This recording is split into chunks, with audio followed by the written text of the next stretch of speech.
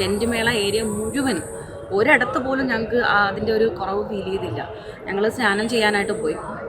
സ്നാനം ചെയ്യാനായിട്ട് പോയപ്പോൾ പോലും ഞങ്ങൾക്ക് ആ ഒരു എന്താ പറയേണ്ട ആ പുണ്യ നദിയിൽ ഇറങ്ങാൻ പറ്റിയ ഒരു അവസരത്തിൽ എന്ത് കാമായിട്ടാണ് ഓരോരുത്തരും സഹകരിച്ച് അതിലേക്ക് പോകുന്ന ലക്ഷക്കണക്കിന് ജനങ്ങൾ ഒരുമിച്ചാണ് പോയത്. അതിൽ 100, 200, 1000 പേരോ ഒന്നുമില്ല, ലക്ഷങ്ങളാണ്. അതിൽ മൺതരി വീഴാൻ സ്ഥലം ഉണ്ടായിരുന്നില്ല.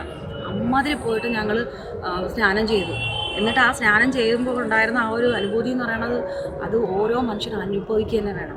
ഇതിൽ വരാതെ പോയ ഓരോ വ്യക്തികളോടുമാണ് എനിക്ക് പറയാനുള്ളത്. ദൈവം തരുന്നത് ഭാഗ്യം കാണാൻ പറ്റിയില്ലല്ലോ എന്ന് ഞാൻ പറയുള്ളൂ.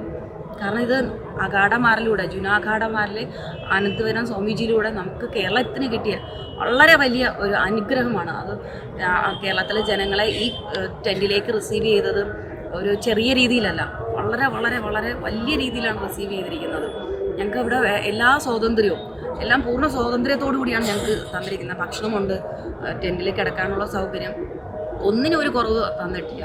അപ്പം അത്രമാത്രം നല്ല ഭംഗിയായി നമുക്കിതിനകത്ത് പങ്കുകൊള്ളാൻ ചേരുന്നു. അത് ഒരു ദിവസത്തേക്ക് വന്ന് ഞങ്ങളിപ്പോൾ 1 മാസത്തേക്ക് നിൽക്കുന്ന അവസ്ഥയിലേക്ക് ഭഗവാൻ ഞങ്ങൾക്ക് സാഹചര്യം തന്നു.